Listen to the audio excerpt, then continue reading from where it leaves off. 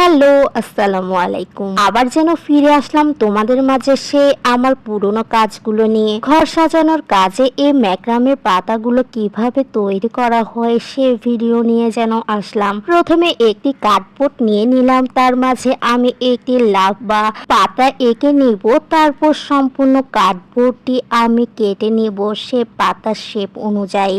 তারপর আমি ম্যাক্রামের সে দড়িগুলো নিয়ে নিব। তারপর এখানে আমি যেন দড়িটি একটু মিলিয়ে নিচ্ছিলাম, কারণ যতটুকু আমার দড়ি প্রয়োজন আমি ঠিক ততটুকুই দড়ি কেটে নিব। কেটে নেওয়া দড়িটি এখন আমি কোনো ভারী জিনিসের নিচেই রাখবো, কারণ এখন আমার মেন কাজটি শুরু হবে। তারপর আমি আরো কিছু দড়ি কেটে নিব। কতটুকু কেটে নিতে হবে তা আমি নির্দিষ্ট করে বলবো না, কারণ তোমাদের উপরেই ডিপেন্ড করে তোমরা কত বড় পাতা বানাবে। আমার দড়িগুলো একটু মোটা হওয়ার কারণে আমি খুলে দুই ভাগ করলাম, আর ঠিক তোমরাও এভাবে করতে পারো। আর তোমাদের যদি চিকন দড়ি থাকে তাহলে তো কোনো সমস্যাই হবে না। এভাবে দুই পাশে সুতা বসিয়ে আমার মতন গিট দিতে হবে। এখন আমি তোমাদের দেখাবো এই দড়িটির মধ্যে কিভাবে গিট দিতে হবে। দেখো, এই দড়িটির নিচে আমি একটি সুতা রাখলাম, তার উপরে আমি আরেকটি সুতা রেখে যেন ভিতরে দুটো সুতায় যেন টান মারলাম। এই কাজটি দেখতে হয়তো তোমাদের কঠিন লাগতে পারে, কিন্তু তোমরাও একটু ট্রাই করে দেখবা। জিনিসটা কিন্তু এতটাও কঠিন নয়। একটা গিট দিতে পারলে মূলত তুমি বাকি গিটগুলো সহজে দিয়ে দিতে পারবে। এখানে মূলত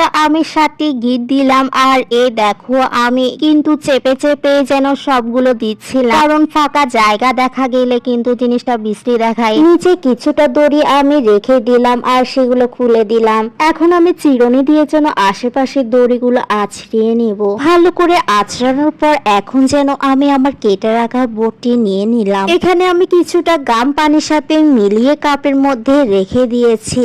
তারপর এর সাথে গ্লু গানটিও কিন্তু বেশি প্রয়োজন এই কাজের ক্ষেত্রে। একটু গ্লু আমি বোর্ডের মধ্যে দিয়ে যেন তারপর এই পাতার মাঝখানের দিকটি বসিয়ে নিব। বসানোর পর চারপাশে আবারও কিন্তু আমি আছড়িয়ে নিচ্ছিলাম।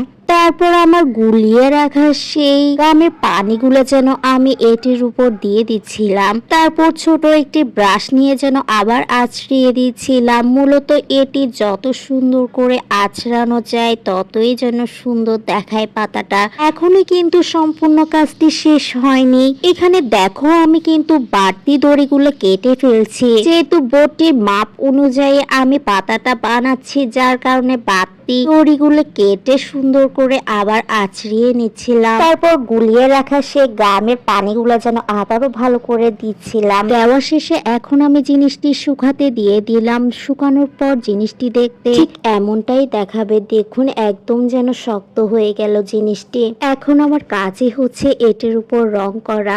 এখানে মূলত আমি জল রং ব্যবহার করছি, যার কারণে পানির সাথে রং মিক্স করে যেন পুরো মাঝখানে জিনিসটাই যেন রং করে নিলাম। যেহেতু এই পাতার মধ্যে আমি 2টি রং দিব, যার কারণে একটি রং দেওয়ার সাথে সাথে কিন্তু আমি আরেকটি রং দিয়ে দিচ্ছিলাম। অনেকটা সময় ধরে কিন্তু এই রংগুলো সাবধানে করতে হয়, আর উপরের রঙের সাথে যাতে মিক্স না হয় সেটির দিকেও কিন্তু লক্ষ্য রাখতে হবে। আপনারা চাইলে আপনাদের মনের মতন ডিজাইন করতে পারেন। দেখুন আমি মাঝখানেই যেন দুইটি করে পাতা এঁকে নিচ্ছিলাম। আপনারাও চাইলে আমার মতন বা নিজেদের মতন করে বিভিন্ন ডিজাইন দিতে পারবেন। পাশে খালি থাকা জায়গাটিতেও যেন আমি কিছুটা ডিজাইন করে নিলাম। কাজ করা শেষ হলে কিন্তু জিনিসটা আবারও শুকাতে দিতে হবে। শুকানোর পর জিনিসটা দেখতে ঠিক এমনই হয়েছে। তাহলে দেরি কিসে, তোমরাও বানিয়ে নাও এইসব ম্যাক্রামের জিনিসপত্র। আর তোমাদের বানানো ছবিগুলো কিন্তু আমার কমেন্ট বক্সে দিতে ভুলবে না। অনেক ধরনের ভিডিও কিন্তু আমার পেজে আছে, চাইলে দেখে আসতে পারো। Bye bye.